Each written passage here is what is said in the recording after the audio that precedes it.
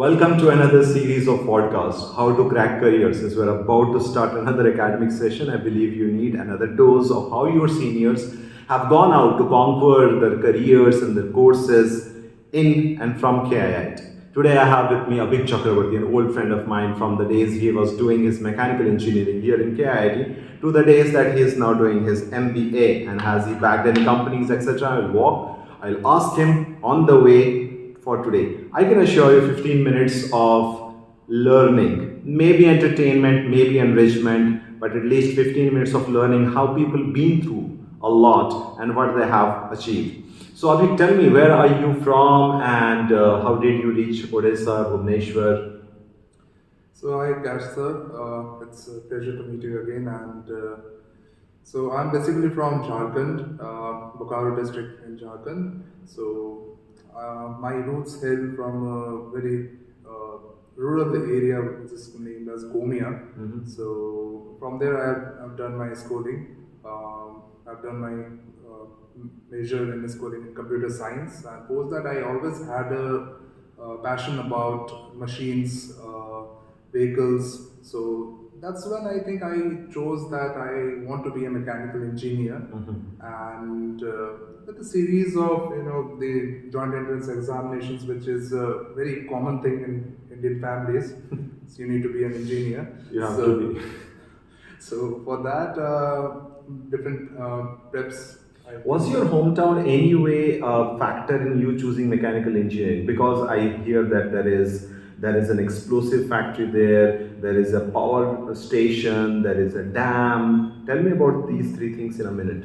It's actually somehow which literally drove my mind towards mechanical engineering, because my father himself, he was in coal India. So me growing up, I have always seen huge conveyor belts, coal processing, power plants working, hydroelectricity, as you mentioned. Yeah.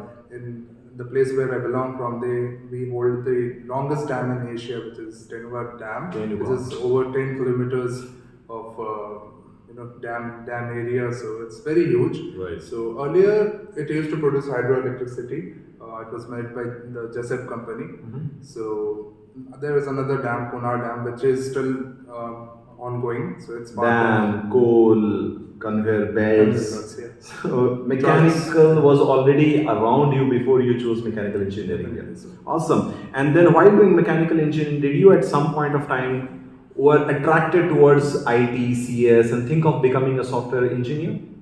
Actually, the family I hail from, we have series of IT and CS engineers, and my all of the cousins are from electronics, IT, CS, and they are placed in few of the biggest companies in the world, like Infosys, IBM, HSBC. And across the world also, Across the London, world, Bangalore, yeah. Yeah, etc. my sister herself is the vice president of HSBC UK, and then my Hey, don't ask for any recommendations, LORs, or any job offers, please. This is just for quotation. Yes. so yeah, and then my eldest brother is in IBM in cybersecurity, and next to him, my another cousin, he is in Infosys as senior software developer. So you're already, your family is sufficiently IT-fied. Definitely, and So you had to take up core, otherwise it would have been a big disservice to that family. actually, because when I joined engineering, that time it was a trend to get into the IT, CS, and like my family, they were like opposing my decision for being a mechanical engineer, They because were opposing because it contains dirty environments and you have to get dirty rather than sitting in comfortable offices, air-conditioned offices. Was it the reason? not actually. As it's very general in Indian families that parents are very much influenced with the trend, whatever is going on with the I mean the Yeah, word so of mouth. वही ना, that they wanted what others were enjoying, a very plush Instagramized life in which you are basically chilling out in relaxed atmosphere rather than facing the seasons and the weather and the climate.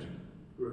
Okay, I mean, I push these words into your mouth, but I think that is what Indian middle class is all about. Choose the most comfortable, best paying, glamorized job for Yeah, their to be kids. very honest, I was like very much convinced that I want to be a mechanical engineer because that particular thing interests me somewhere. I'm very much enthusiastic about automobiles, machines.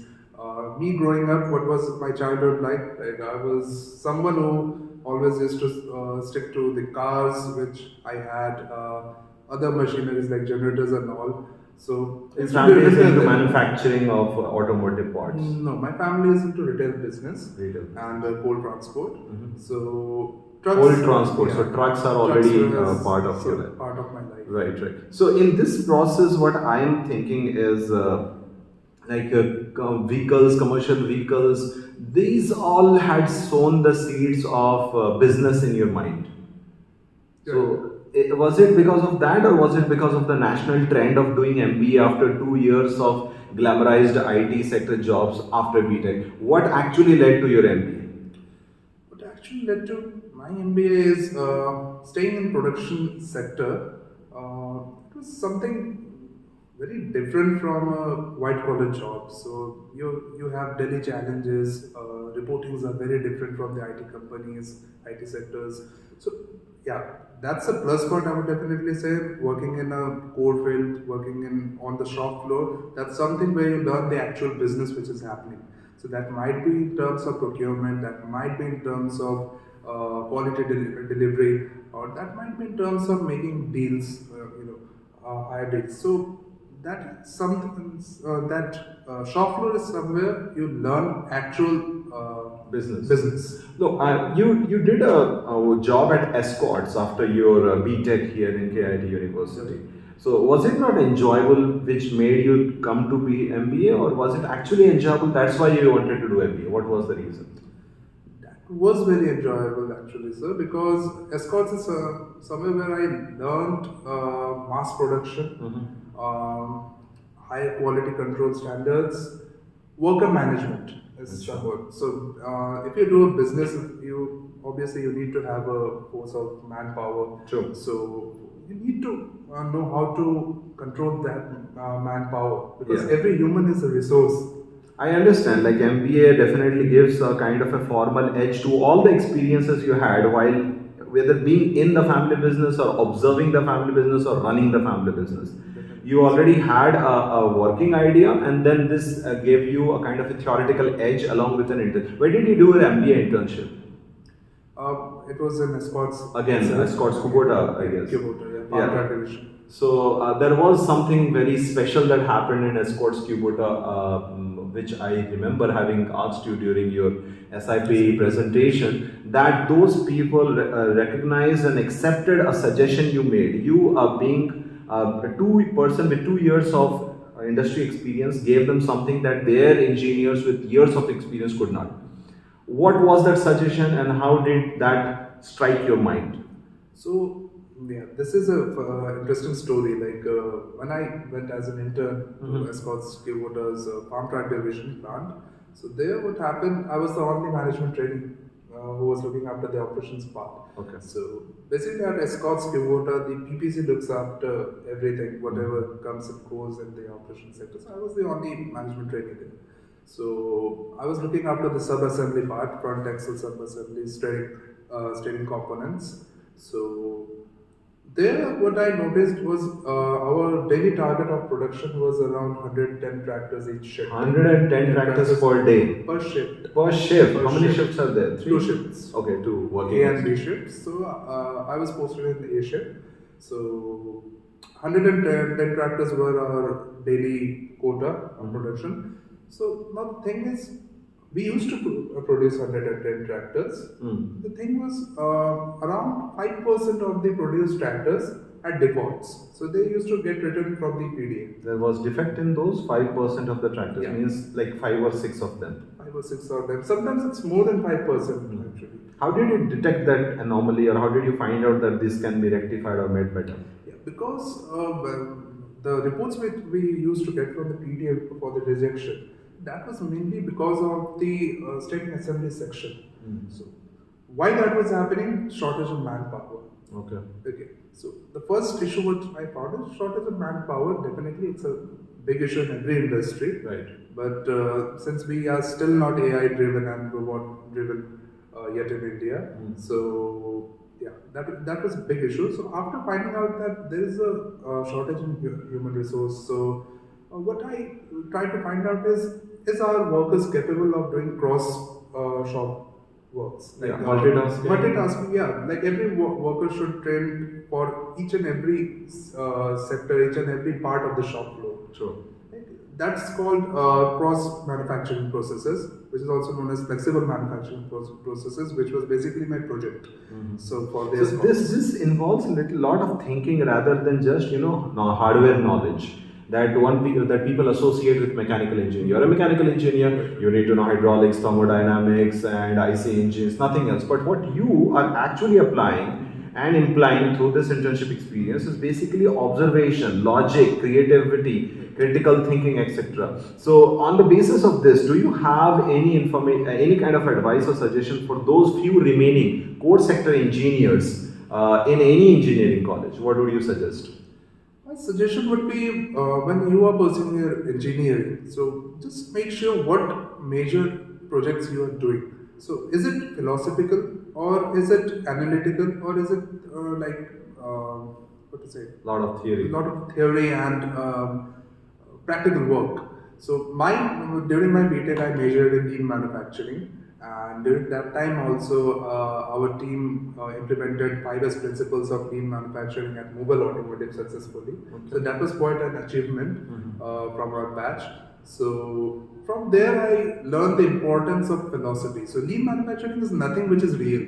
Right. So lean manufacturing is basically a philosophy which is followed right from Japan when it was like invented by Toyota. So continued to the Swedish manufacturers like Volvo, Scania, and all. So there's this big crossover between technology or engineering and management at this point of time. And on a day when one of my students from 2018 batch who graduated as a computer science engineer, but today he messaged me on LinkedIn as a manager of Mercedes Benz based in Singapore without doing an MBA. So this is sometimes some latent skills that are there hidden as an engineer that come out as a manager or even as an engineer, and that gets recognized, respected, and also given and cashed in the terms of a promotion or a shift to the position of a manager.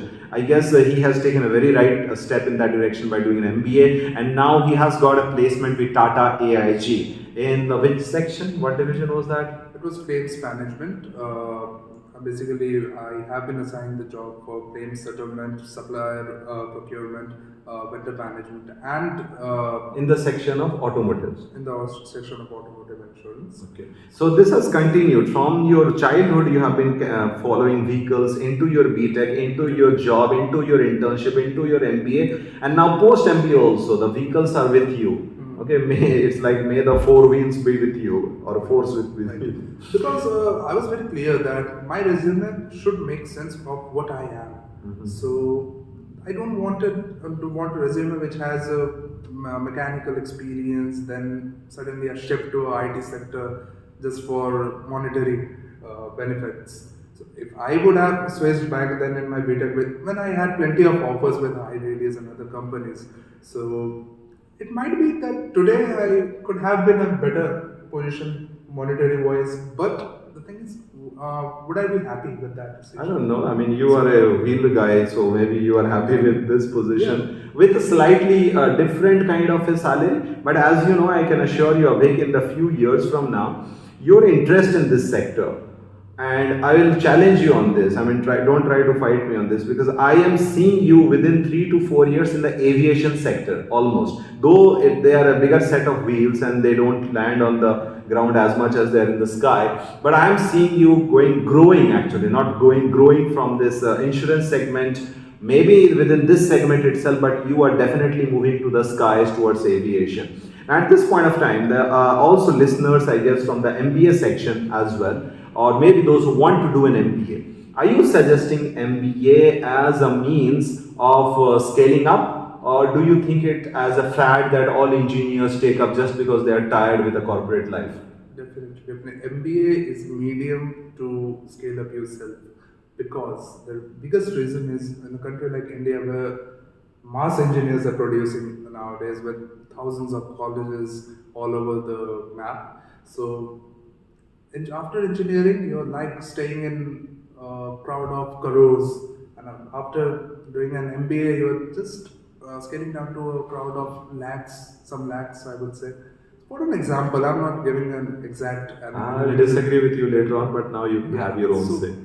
Yeah, for that, like that was my personal view. Yeah, First, yeah, of course. placement wise, like Uh, if people are looking for placement wise. But yeah, MBA, how it is scaling you up, it is giving you skills to communicate, to generalize the facts which are going on in industry, to let's say negotiate better in Definitely. terms of business, in terms of facts which you gather, and be a better, be an efficient Professional. businessman. If it, businessman, you are always a businessman after an MBA. If you do it for yourself, either you do it for your company.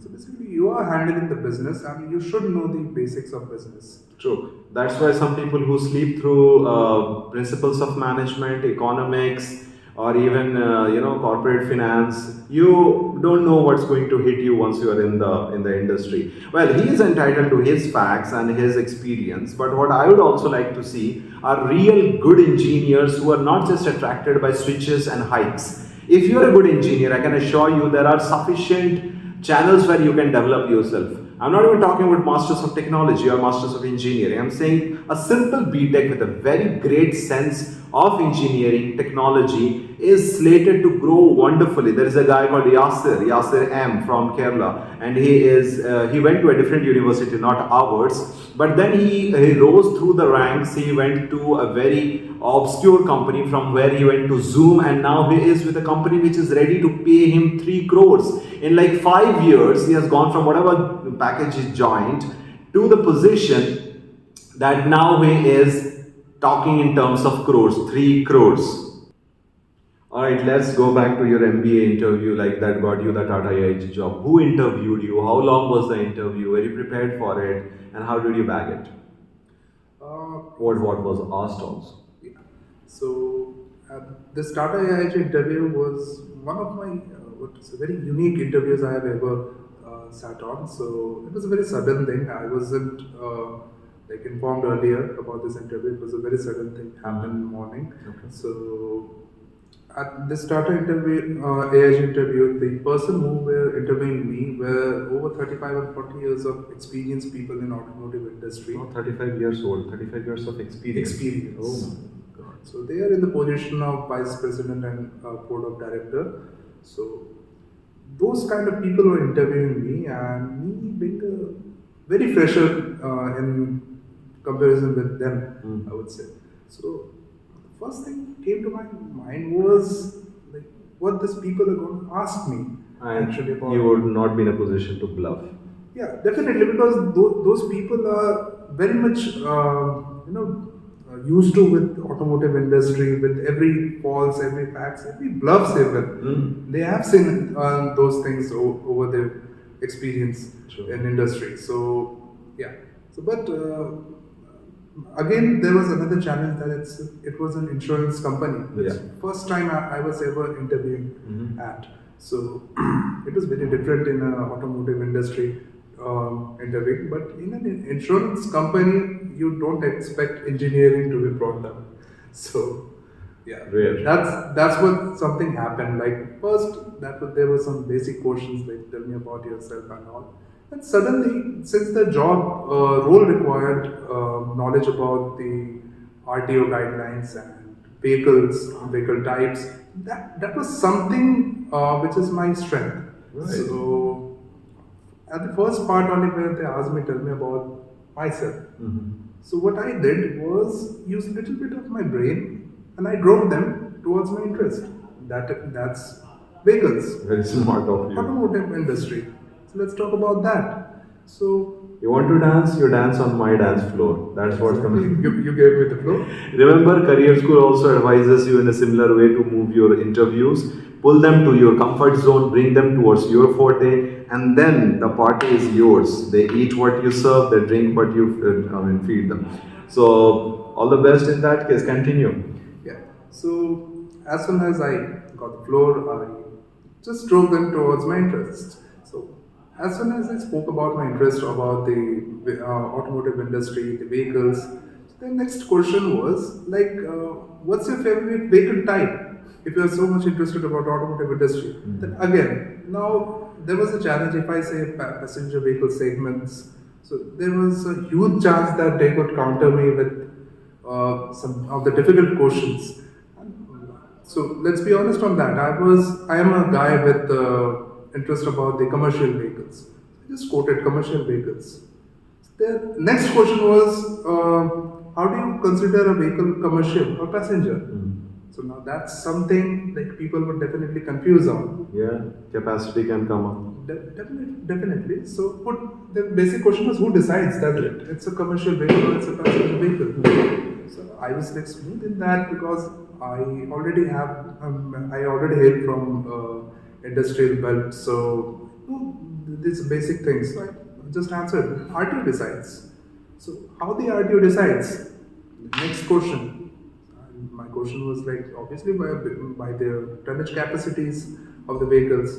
So Weight class. weight class, yeah. Okay. Let's not say that weight class. So because the trucks come in different weight segments, 70 tons capacity of carrying, 24 tons, 35 tons, 40 tons. So that's how it was decided. It's a heavy commercial vehicle or a light commercial vehicle or it's a medium-sized commercial vehicle. So yeah. So Now they're firmly in your territory. Like this is where you have this the most is where- interest and experience. Exactly. That's the area where I know the maximum information. And I could easily bluff them also. in this. Shouldn't do that. You did not do that, as I Yeah, I remember. didn't do that because this is my interest area. Exactly. Why bluff in the areas of your interest? So now the thing which I sensed as soon as we entered in the conversation of commercial vehicles, so that's somewhere they were lagging in. So that means I got an idea in that moment that they were from the passenger vehicle segments anyhow. They have always like they have dealt with that thing mostly. So they were like hesitating to ask me questions more in those areas. So, but they still continued asking me. Disclaimer: don't try this psychology in your interviews. Okay, this Yeah, is only for the professionals who have been Exactly, dealing you with get this. it with your experience and when you interview at different companies throughout your career. So yeah. So How long does this interview go? it was over 20 minutes. I don't exactly remember. 20 to 30 minutes the interview Wow. time was. So it And was this a was not very- even sales. No. What it is was this? Not, it's totally operations. Insurance, but operations. Operations like How do you like management. insurance sales type of jobs? Do you? Personally, I don't prefer sales sector because I've never been to that sector. It's not because it's bad. It's just because No, you are unacquainted yeah, with it. I am. Why do you know sales drive your salary? Definitely. Sales People equals to have a salary. huge salary benefits. So No, they even bring salary to the rest of the industry. Like if no sales, how are they going to get? actually, the entire insurance industry is depending on the sales part. So any MBAs out there, insurance is not bad. Insurance sales is not bad. If you are really interested in sales, don't try to do this just because it's available. Do things which are available and also to your liking. That you don't have to pull yourself and drag yourself to every Monday morning. It should make you run with happiness. Like hey, that's my job. I love it. I'm gonna do it. It's rare that such kind of professionalism can be expected, especially after COVID, which has made almost everyone lazy through online classes. Can't agree.